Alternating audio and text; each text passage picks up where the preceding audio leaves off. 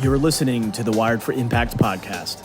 If you wanted something that you can use for credit-related transactions, in my opinion, one of the most powerful U.S. code is 15 USC 1601. Basically, what this one says is that Congress is saying that you have the right to ask any question and understand any of the terms or any of the words or anything associated with any disclosure of credit-related activities. So when you start asking about negotiable instruments or coupon payments or set-offs or any of these kind of things, you'll start finding that people are very weirded out by it and they don't really understand it and this and that. You can use 15 USC 1601 and say, hey, guys, I have the right to understand this. If you look up the American Express terms and conditions, nobody ever reads any of their terms and conditions or their card member agreement. If you look inside the card member agreement for Amex, go into your online bill pay or whatever, and there'll be a section and you can click on download card member agreement, right? It's not, once you go through my course and stuff like that, it's not terribly difficult to read. You're going to go down to the section that says how to make payments, which is on page number 2 of 10. And it says here, how to make payments. And it says here, when making a payment by mail, there's a few bubbles. And bubble number 3 literally says, write the account number on your check or negotiable instrument and include the payment coupon.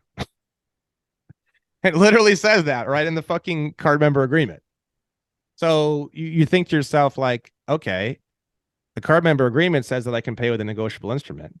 And then you say to yourself, okay, 15 USC 1601 gives me the right to ask absolutely any questions that I need so I can understand my credit agreement.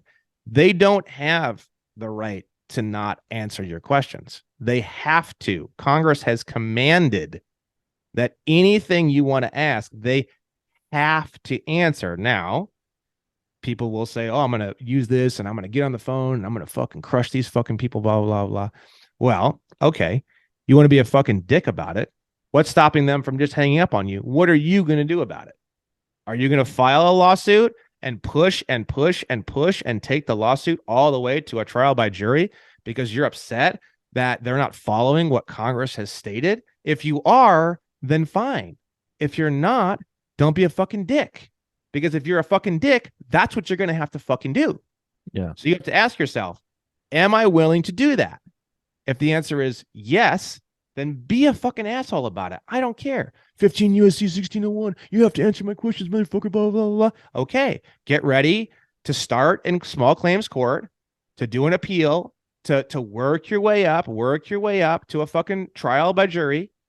Set a date for a trial by jury. And by that point, I guarantee you the credit company is going to acquiesce and they're going to do whatever you want by that point. Because they don't want a bunch of people in a room talking about negotiable instruments and coupon payments. Okay. Right. So you have to think to yourself, okay, if you're kind of new to all this information, chances are you're probably not going to be ready to go down that road. So you have option B.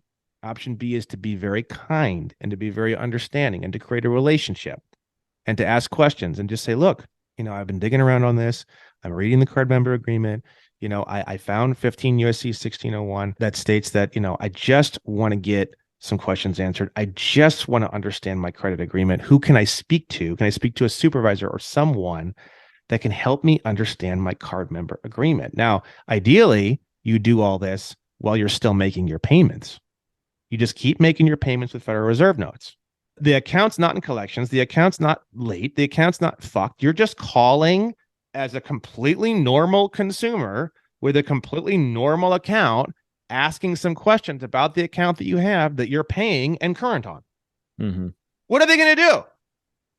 They can't do anything else. It's like, okay, like we need to find somebody who can answer this guy's questions, right?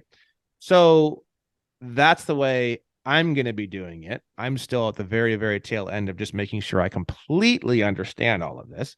But essentially, as of this last week, I've come to a lot of new realizations about all of this, which is a lot of what I'm actually speaking about, brand new information that's just come out like days ago. Mm-hmm. And this is kind of like the path that I'm going to be walking And I know for sure, for a fact, this is a path to make this happen for people who want to make this happen. But a lot of people just send in a coupon payment or a negotiable instrument, and it gets ignored, or they get a denial letter, and then they just give up, right? And the thing is that that's the people that you're sending these things into don't understand any of this, even though it is in the card member agreement. They don't ever see it because there's almost nobody that knows any of this information, right? Mm-hmm. So you have to be ready to, the big misunderstanding that people have that makes them so fucking angry is they think the person on the other end of the phone or the other end of the letter means them harm. Mm-hmm. And they don't, and that they know, and they're withholding it from them, and exactly, and they get all fucking butthurt and angry about it. That's not true, man. There is very, very few people that have any clue about any of this. I think this is really part of the quote unquote Great Awakening. And if we look at it from that perspective, it's like, oh shit, I've been asleep this whole time. I didn't realize this was out there. I'm now discovering that there's these things. I'm kind of fumbling around, figuring it out. I'm politely saying, hey, I'm just looking at your own definitions and your own words and our own agreement. Doesn't this mean this and this mean this? Help me understand that. Oh, it does mean that. Okay, cool. Thank you so much. Like, let's just all wake up together politely, kindly, serving each other. And let's all wake up to, like, we don't have to have a massive conflict. It doesn't have to be that way. We can do it in a way that's kind and peaceful. Yeah, and think about it. When you're talking to somebody over the phone, even if you're talking to a phone person at American Express, shit, man. I mean, they have just as much right to send in negotiable instruments on their Amex account as you do. Exactly. Who's to say that you call in and you talk to these people and they're not blown away and they don't look at, just say, oh, excuse me. What was your name again? Oh, Liliana. Oh, Liliana. So I'm looking at the card member agreement, page 2, under how to send in payment by mail, bubble number 3. Do you see that there? Do you see it says about how I can send in a negotiable instrument with the coupon? And you just say, what exactly are they referring to? Because I'm looking at Investopedia.com, and it says here a negotiable instrument is a promise to pay. So does that mean I can just send in a promise to pay? Or can I just promise to pay this bill and sign it and send that in, and that'll discharge or set off the account in some way?